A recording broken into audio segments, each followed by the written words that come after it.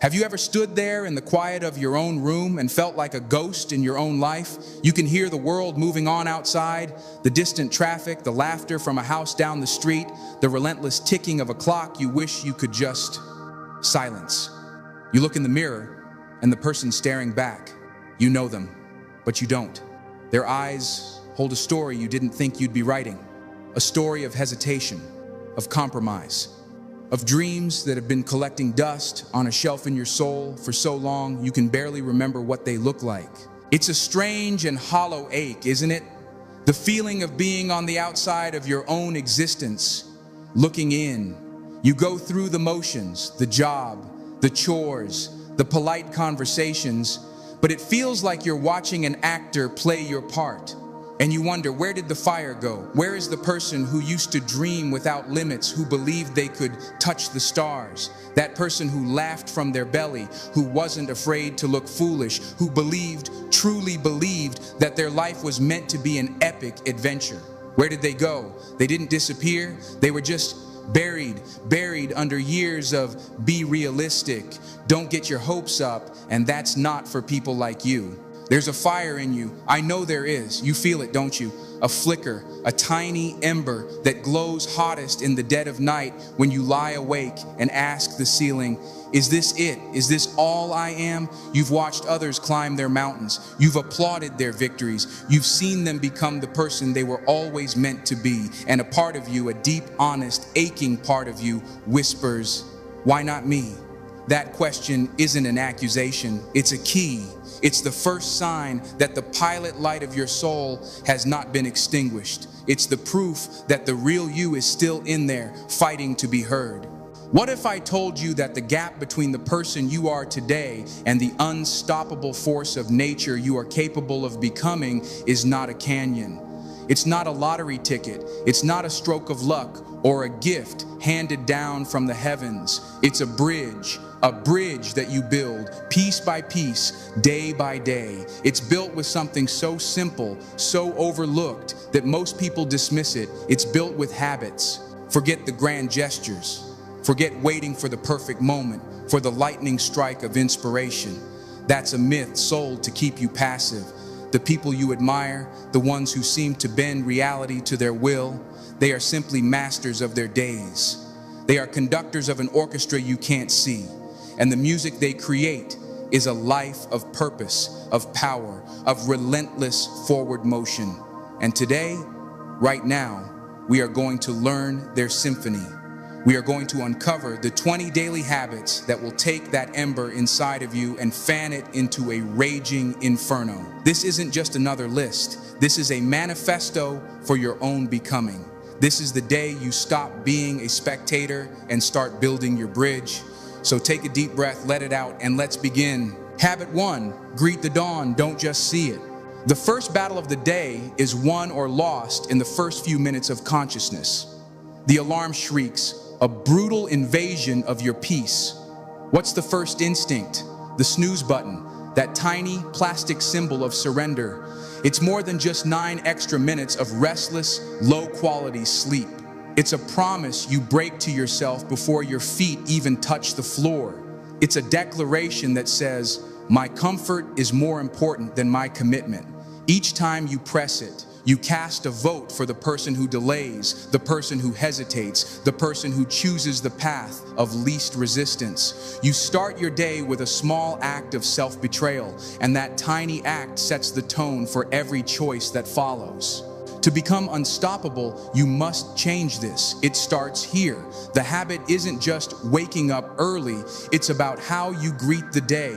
Before the chaos, before the emails and the notifications and the demands of the world rush in, there is a sacred silence, a pocket of time that belongs only to you. This is your sanctuary. This is your strategic headquarters. When that alarm goes off tomorrow, I don't want you to just get up. I want you to rise with intention. Plant your feet firmly on the floor. Feel the ground beneath you. This is your anchor. This is you connecting with the world on your own terms. Stand up, stretch your body, and walk to a window. Look outside, even if it's still dark. See the world in its state of pure potential just before it awakens. And in that moment, you make a new promise. not to me, not to anyone else. To you, you say, I am here, I am present. This day will not just happen to me, I will happen to it. This single decision to conquer the snooze button is the first domino. It proves to your sleepy, resistant mind that your conscious will is in charge. It's a small win, yes, but it's the first win, and it sends a ripple of integrity through your entire day. This isn't about losing sleep, it's about gaining life. It's about starting the day from a position of power, of control. You are the one opening the door to the day, not the other way around. You greet the dawn as an equal, a collaborator in the masterpiece you are about to create. This single act of discipline sends a shockwave through your entire being. It says, I am in command. And that, my friend, is the first step to becoming absolutely, undeniably unstoppable. Habit 2, move the body to move the mind.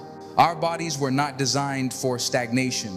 They were designed for movement, for challenge, for the hunt. Yet we trap them in chairs, behind desks, in front of screens. We let them become prisons for our ambition. A mind full of fire cannot soar if its vessel is anchored in lethargy. You cannot think your way to a powerful life if your body is screaming in protest from neglect. The mind and body are not separate entities. They are a singular system. A sluggish body houses a sluggish mind. The second habit is movement. And I'm not necessarily talking about a grueling 2-hour gym session at 5 a.m. unless that's your fire. I'm talking about the non-negotiable act of moving your body every single day. It could be a brisk 20-minute walk where you focus on your breath and the feeling of your feet hitting the pavement. It could be stretching on a yoga mat in your living room, breathing into every tight muscle. It could be dancing to 3 of your favorite songs at full volume, a pure expression of joy. It could be push-ups until your arms tremble, reminding you of your own strength. The purpose is twofold. First, the physiological. You flood your brain with endorphins, the body's natural elixir of confidence and clarity. You shake off the cobwebs of sleep and prime your nervous system for peak performance. You create energy, not the frantic caffeine-induced energy of anxiety, but a deep cellular energy that hums beneath the surface all day long. This is the energy of vitality, of readiness. But the second purpose is far more profound. With every step, every stretch, every single rep, you are casting a vote for a new identity. You are voting for the person who is strong, the person who is disciplined, the person who does hard things. Think of it like this. Every time you choose to move when you'd rather stay still, you are making a deposit in your resilience account. When life gets tough, and it will, you will have a deep well of stored strength to draw from. You are physically embodying the resilience you wish to possess mentally. When you push your body, you teach your mind that its perceived limits are lies. You are proving to yourself in the most primal way possible that you can withstand discomfort and come out stronger on the other side. Do not underestimate this. Move your body and you will move the mountains in your mind. Habit 3, fuel the engine, don't just fill the tank. Think of a championship race car. The engineering is flawless, the driver is a master.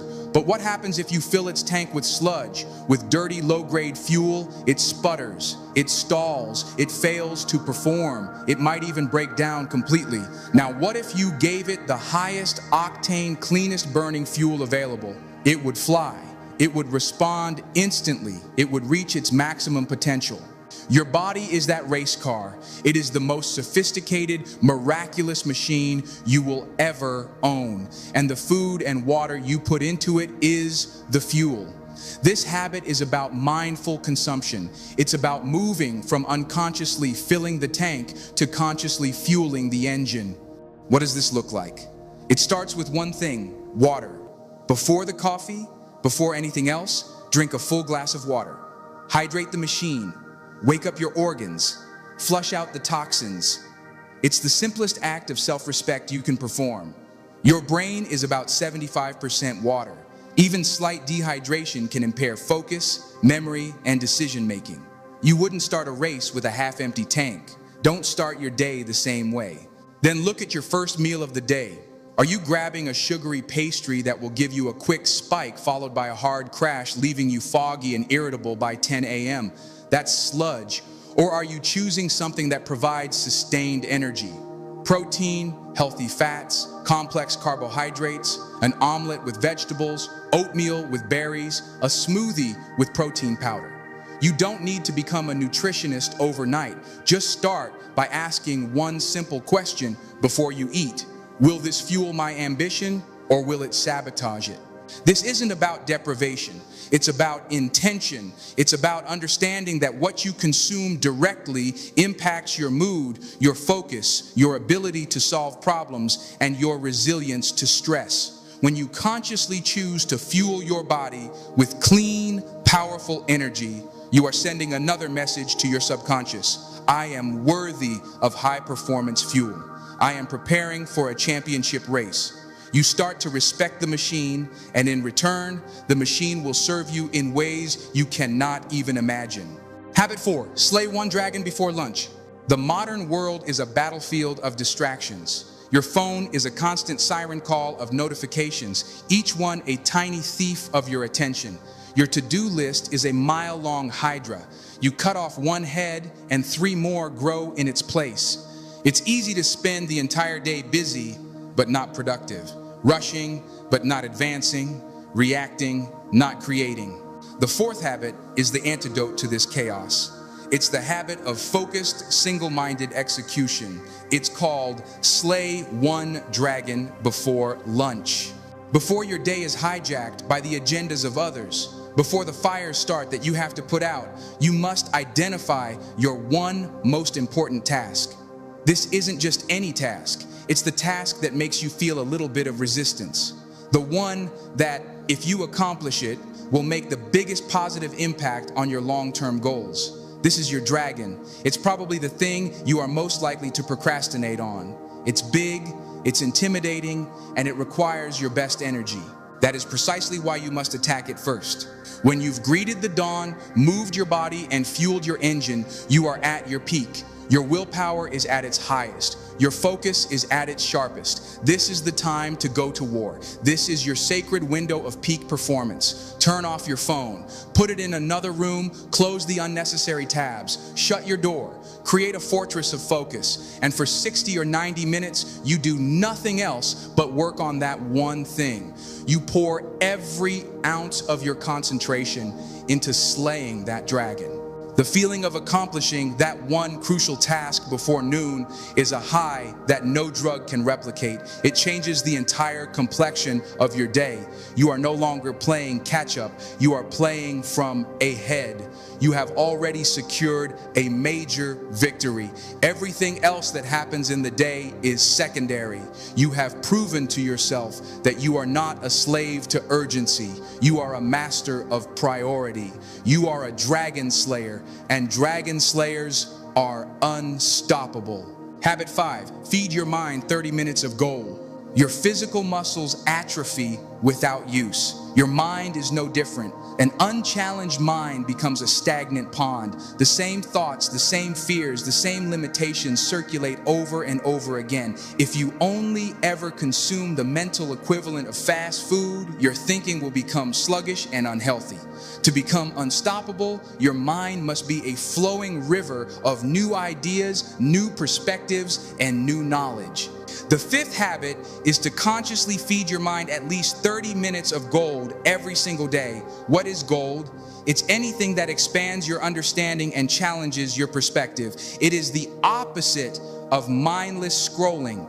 It's not the celebrity gossip, the political outrage, or the endless stream of short, meaningless videos that leave you feeling empty. Gold is reading a book that makes you think. It's listening to a podcast that teaches you a new skill about finance, communication, history, anything. It's watching a documentary about a subject you know nothing about. It's learning a few phrases in a new language. It's studying the lives of the people you admire most, reading their biographies and learning from their struggles and triumphs. This is not for entertainment. This is for expansion. You are deliberately forging new neural pathways. You are adding tools to your mental toolbox. The person who reads for 30 minutes a day will, in 1 year, have lived 1,000 different lives and learned 1,000 different lessons. The person who doesn't will have lived the same day 365 times, trapped in the echo chamber of their own unchallenged beliefs. When you are faced with the challenge, your brain can only draw upon what it knows. If you feed it a diet of junk, it will offer you junk solutions. If you feed it a diet of gold, it will offer you golden, creative, powerful solutions. You start to see connections you never saw before. You start to solve problems with an elegance and speed that will shock you. You are building a mind that is not just a repository of old experiences, but a dynamic engine of future success. Habit 6, do one thing that makes you uncomfortable. Your comfort zone is a beautiful place, but nothing ever grows there. It's a cage with velvet bars. It feels safe, it feels known, but it is the silent killer of your potential. Every great thing you want in life, the success, the love, the confidence, the pride, exists just 1 millimeter outside of that zone. Growth and comfort cannot coexist. You must choose. The 6th habit is to intentionally, deliberately step into discomfort every single day. It doesn't have to be monumental. You don't have to go skydiving. It's about finding small, manageable ways to stretch the elastic of your resilience. It's about building your courage muscle. Did you want to avoid that difficult conversation with a colleague or loved one? Have it. With respect, but have it. Do you feel nervous speaking up in a meeting? Prepare one valuable point and share it. Is there a cold shower you've been dreading? Turn the knob for just 30 seconds. Are you afraid of rejection? Send that email, make that sales call, ask that person out. The point of this habit is not the outcome. You might get a no. The conversation might be awkward. That's okay. The victory is in the attempt. It's the process. You are systematically teaching your nervous system that the feeling of fear is not a stop sign. It's a compass. It's pointing you directly toward the area where your growth lies. You are recalibrating your relationship with fear. You start to see it not as a threat, but as an indicator, an opportunity. Each time you willingly step into discomfort, you deposit courage into your emotional bank account. You build a callus on your soul. The things that used to terrify you become manageable. The things that were manageable become easy. You widen the boundaries of your comfort zone so much that it eventually encompasses the entire world. You become a person who is not afraid to try, not afraid to fail, not afraid to live. And a person who is not afraid is a person who cannot be stopped. Habit 7, practice gratitude like a prayer. In the relentless pursuit of more success, more money, more achievement, it is dangerously easy to lose sight of what you already have. You can become so focused on the mountain peak ahead that you fail to see the beautiful, life-sustaining forest you are already walking through. This creates a mindset of lack, of scarcity. It's the "I'll be happy when" syndrome. And you can never build a life of abundance on a foundation of lack. The 7th habit is a powerful anchor. It is the practice of radical, active gratitude. This is not a passive, fleeting thought of, "Oh, that's nice." This is a deliberate, focused ritual. Every day at a set time, perhaps in the morning or just before you sleep, you will stop and you will identify, either by writing them down or speaking them aloud, 3 specific things you are genuinely grateful for. And you must be specific. Specificity is what makes it real. Not just, "I'm grateful for my family," but "I am grateful for the way my partner smiled at me this morning when I was stressed." Not just, "I'm grateful for my health," but "I am grateful for the strength in my legs that allowed me to walk today and the air in my lungs that I don't have to think about."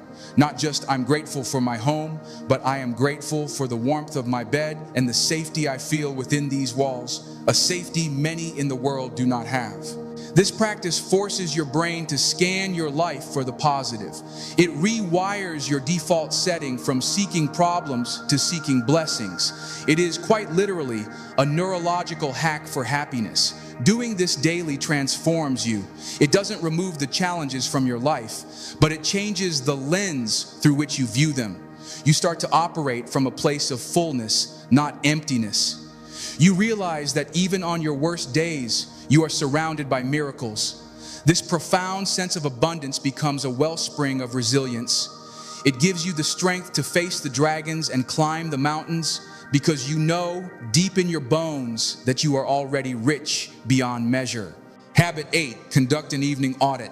A ship's captain doesn't just set a course and hope for the best. Throughout the journey, they constantly check their instruments, read the weather, and make small, crucial adjustments to stay on course. If they don't, a tiny 1-degree error in navigation can lead them hundreds of miles away from their destination over time. Your life is that ship. Your goals are that destination. The 8th habit is your daily navigational check. It is the evening audit. Before the day ends, before you numb your mind with television or scrolling, take just 5 or 10 minutes of quiet reflection. Get a journal, a notebook, or just sit with your thoughts and ask yourself 3 simple but powerful questions. What went well today? Where did I win? This isn't about ego. It's about acknowledging your progress. It's about reinforcing the behaviors that lead to success. Did you stick to your workout? Acknowledge it. Did you handle a stressful situation with grace? Acknowledge it. You celebrate the small victories. You recognize your own strength, training your brain to see yourself as a capable person. Where did I get off course? What could I have done better? This is not about self-flagellation. It is about honest, compassionate self-assessment. This requires courage. Did I lose my temper? Did I procrastinate on my dragon? Did I break a promise to myself? You look at it without judgment, not as a failure, but as data. It's a data point that will help you navigate better tomorrow. You ask, what was the trigger and how can I prepare for it next time? What is the most important lesson I learned today? Every day, life teaches us something about ourselves, about others, about the world. It might be a lesson from a mistake, a success, or a conversation. By consciously identifying that lesson, you integrate it. You ensure that the wisdom gained from your experience is not lost. You turn experience into progress. This simple 5-minute ritual is one of the most powerful accelerators of personal growth that exists. You stop making the same mistakes over and over again. You become a conscious, learning, evolving being. You are the captain of your ship, and you are ensuring every single day that you are sailing directly toward the shores of your grandest ambitions. Habit 9, prepare tomorrow's battlefield tonight. The most successful generals don't just show up to the battle and see what happens. They study the terrain, they prepare their troops, they strategize their attack the night before. They create the conditions for victory before the fight even begins. The amateur waits for inspiration. The professional prepares for execution. The 9th habit is about applying this military-grade strategy to your own life.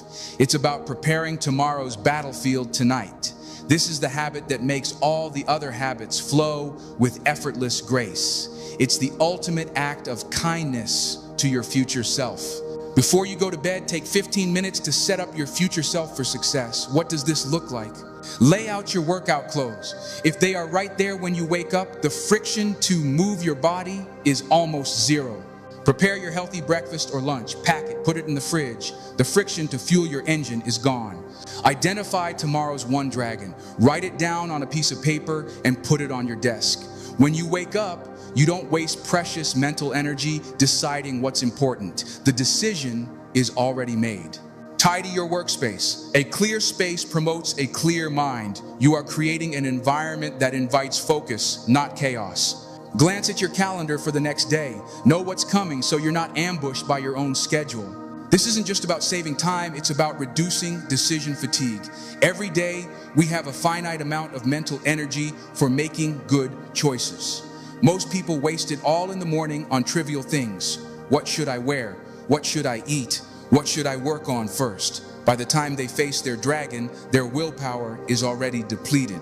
By preparing the night before, you conserve that precious energy for the things that truly matter. You wake up and you don't have to think. You just have to execute. You step onto a battlefield that you have already prepared for your own victory. You create a seamless runway for your unstoppable morning routine. It feels less like discipline and more like flow. You are not just living your life, you are designing it one night at a time. Habit 10, find your stillness in the storm. We have talked about action, about discipline, about pushing forward.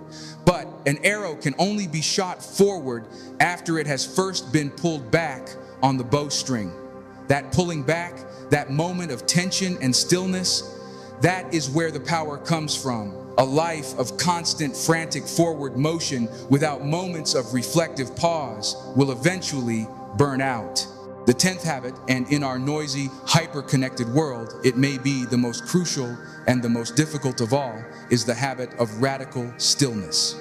Every day you must find at least 10 minutes to be completely, utterly still and silent. No phone, no music, no podcast, no books, just you and your breath.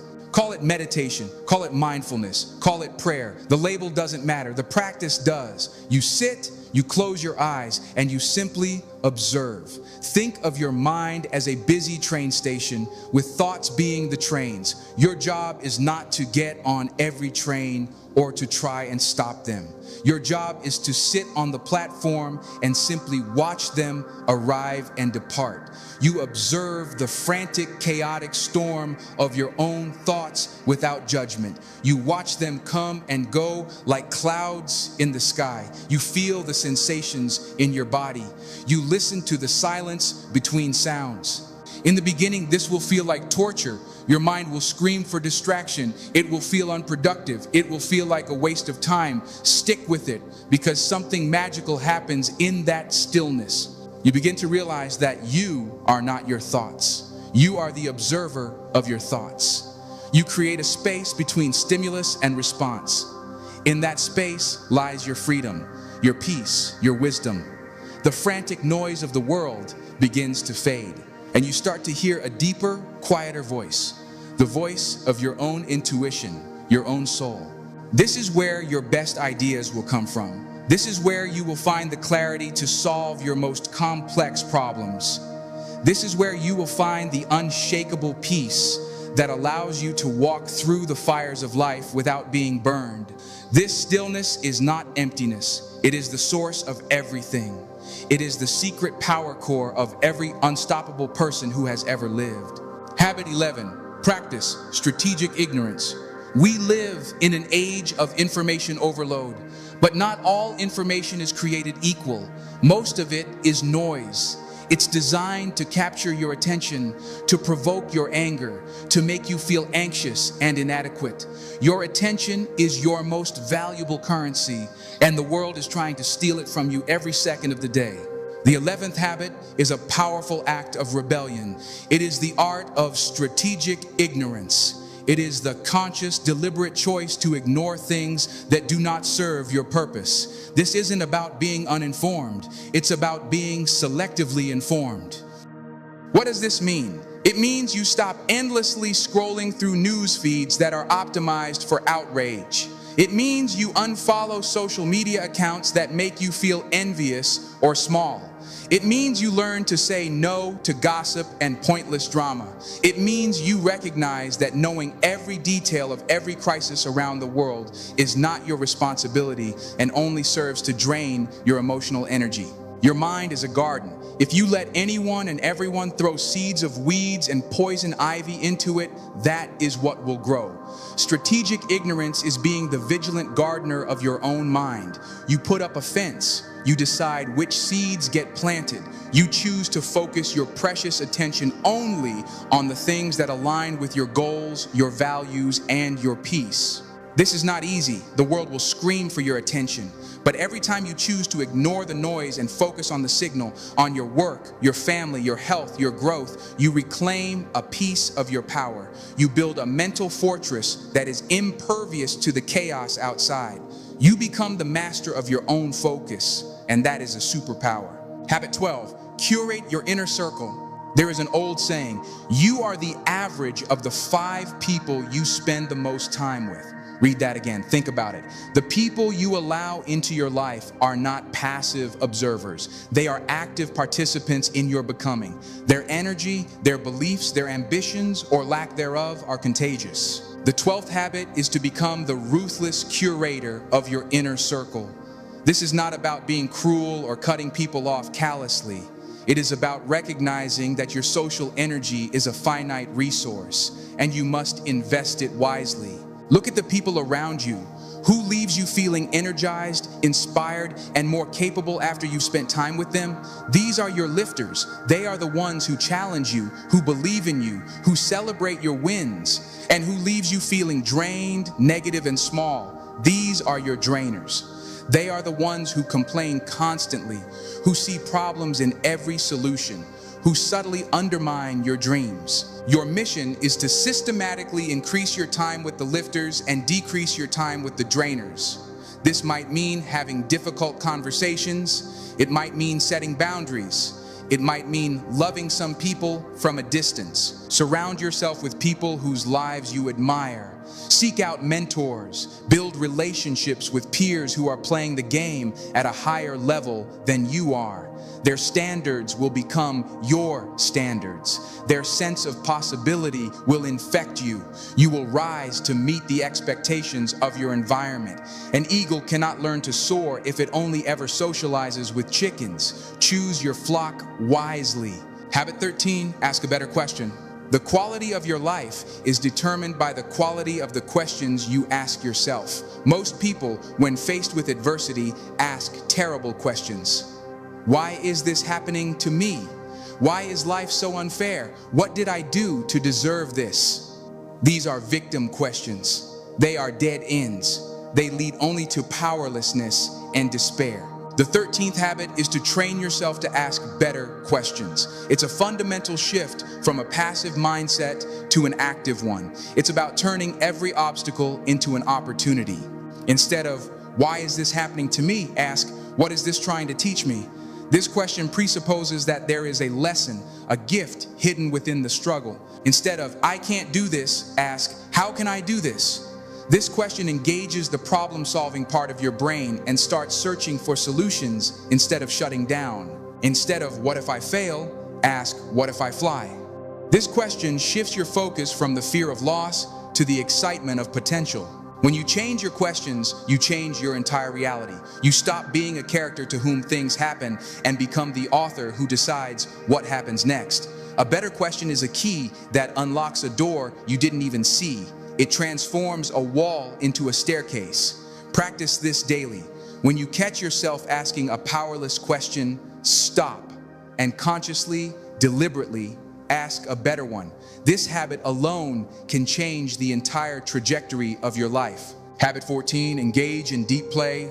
In our culture of relentless productivity and optimization, we have forgotten a critical component of a brilliant life: play. Not the mindless distraction of scrolling, but deep, immersive, purposeless play. The 14th habit is to schedule and protect time for activities that you do simply for the joy of doing them. There is no goal. There is no metric for success. The reward is the activity itself. What did you love to do as a child before you were told you had to be productive? Was it painting, building things with your hands, playing a musical instrument, exploring the woods, kicking a ball around? This is your deep play. This is not a luxury. It is a biological necessity. Deep play is what refuels your creativity. It's what allows your subconscious mind to make novel connections. It is the antidote to burnout.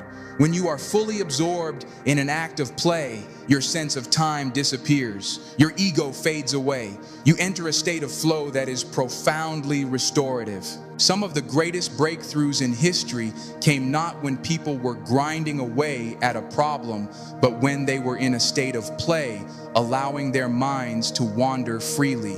So schedule it. Put playtime in your calendar and protect that time as fiercely as you would a meeting with your most important client, because you are your most important client. Reconnect with your inner child. Give yourself permission to be beautifully, gloriously unproductive. In that freedom, you will find the fuel for your greatest work. Habit 15, create a done for the day ritual.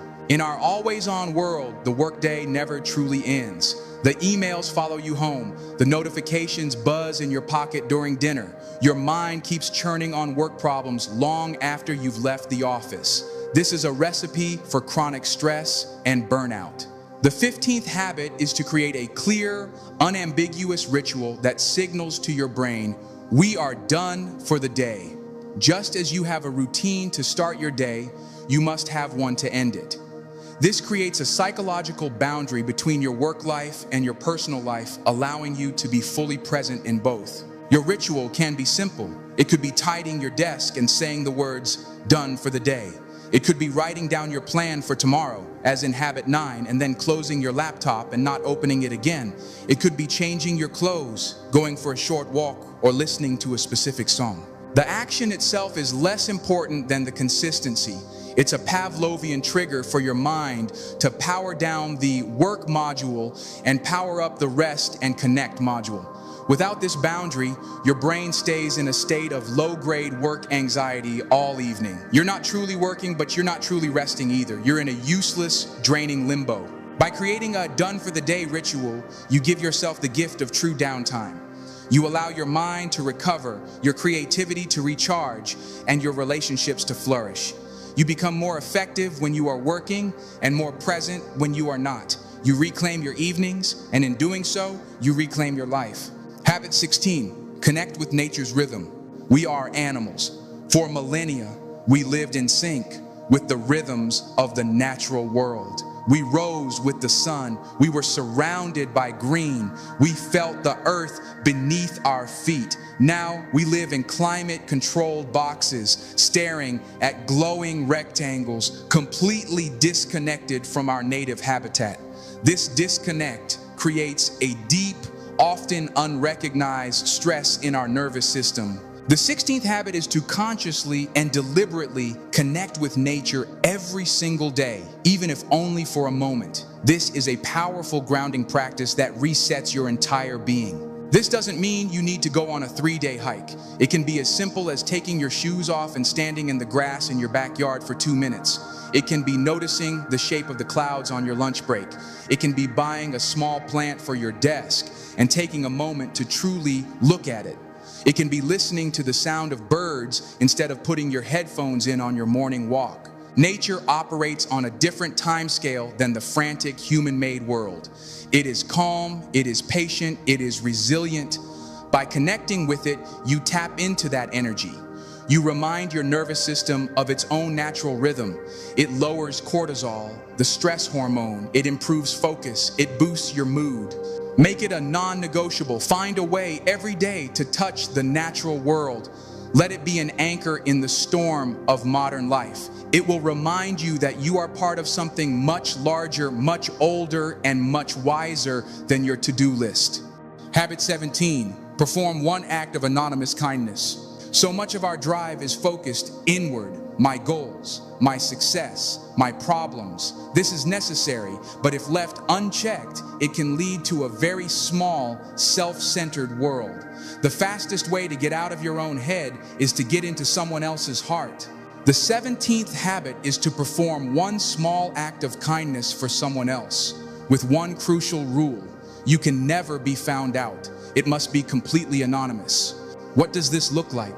Pay for the coffee for the person behind you in line and drive away before they can thank you. Leave a generous tip for a server you'll never see again. Shovel your neighbor's sidewalk before they wake up. Send an encouraging email to a junior colleague from an anonymous account. Leave a positive, heartfelt comment on a small creator's work. The act of doing something good without any possibility of receiving credit, praise, or even a thank you does something profound to the ego. It purifies your intention. You are acting from a place of pure generosity. It shifts your focus from what can I get to what can I give. This practice cultivates a sense of abundance. It proves to your subconscious mind that you have more than enough time, energy, and resources to share with others. It connects you to a sense of shared humanity. It is a secret, powerful joy. Try it. It will change your relationship with the world and, more importantly, with yourself. Habit 18, forgive someone, especially yourself. We walk through life carrying invisible bags filled with heavy stones. Each stone is a grudge, a resentment, a past mistake, a failure we can't let go of. We carry these bags everywhere, and we wonder why we are so tired. We wonder why we can't seem to move forward. The 18th habit is the daily practice of forgiveness. It is the conscious decision to put down one of those stones. Forgiveness is not about condoning what happened. It is not about saying it was okay. It is about saying, I will no longer allow what happened in the past to poison my present. Every day, think of one person or situation that brings up feelings of anger or resentment.